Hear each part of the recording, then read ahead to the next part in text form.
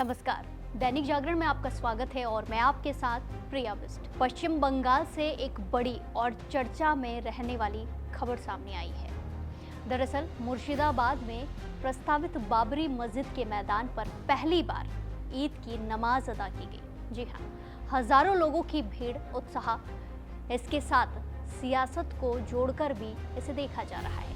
ये खबर सिर्फ धार्मिक नहीं बल्कि राजनीतिक मायनों में भी काफी ज्यादा अहम मानी जा रही है। कई सारे कयास लगाए जा रहे हैं। दरअसल पश्चिम बंगाल के मुर्शिदाबाद जिले में इस बार प्रस्तावित बाबरी मस्जिद स्थल पर पहली बार नमाज अदा की गई। इस मौके पर हजारों की संख्या में लोग अलग अलग जिले जैसे बीरभूम, नदिया और पूर्वी मदीनापुर से पहुंचे।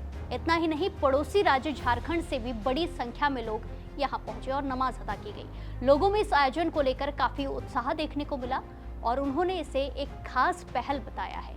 आपको बता दें कि इस कार्यक्रम का आयोजन हुमायूं कबीर की पार्टी से जुड़े लोगों ने किया था।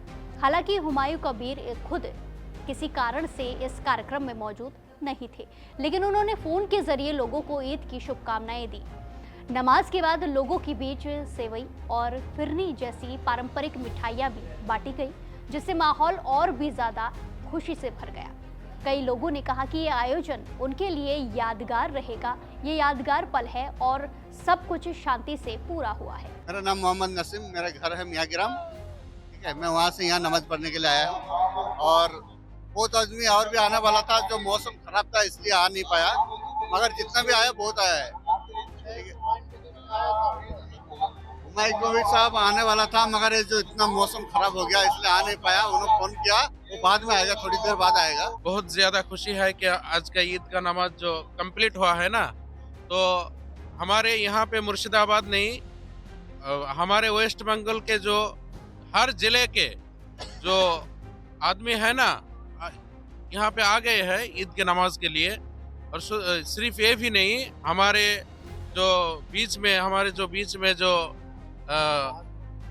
बाहर के जो झारखंड के है, बिहार के है, वो वहाँ का लोग भी ईद के नमाज के लिए खास तौर पर आए हैं यहाँ पे। आज बंदोबस्त था ईद के नमाज के बाद, जो मिठाई थे 22 सेमाई रसगुल्ला, 22 बंगाल के फेमस मिठाई वो थे। लेकिन इस पूरे आयोजन के साथ राजनीति को भी जोड़ा जा रहा है, क्योंकि कुछ दिन पहले हुमायूं कबीर ने ऐलान किया कि उनकी पार्टी 2026 के पश्चिम बंगाल विधानसभा चुनाव में 182 सीटों पर चुनाव लड़ेगी। इसमें ऑल इंडिया मजलिस-ए-इत्तेहादुल मुस्लिमीन यानी कि AIMIM भी उनके साथ गठबंधन में होगी और कुछ सीटों पर चुनाव लड़ेगी। हुमायूं कबीर खुद भी रेजीनगर और नौदा सीट से चुनाव लड़ने की तैयारी में है। साथ ही उन्होंने मुख्यमंत्री ममता बनर्जी को उनकी अपनी भवानीपुर सीट पर चुनाव लड़ने की कड़ी चुनौती भी दी है।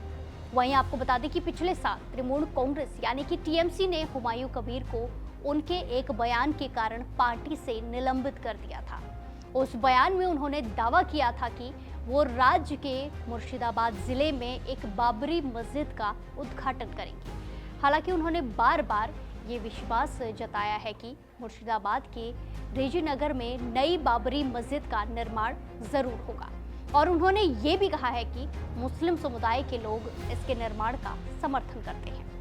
तो एक तरफ ये आयोजन धार्मिक रूप से खास रहा, वहीं तो दूसरी तरफ इससे जुड़ी राजनीति भी अब तेज होती दिखाई दे रही है। आने वाले चुनाव में इसका कितना असर पड़ेगा, ये देखना दिलचस्प होगा।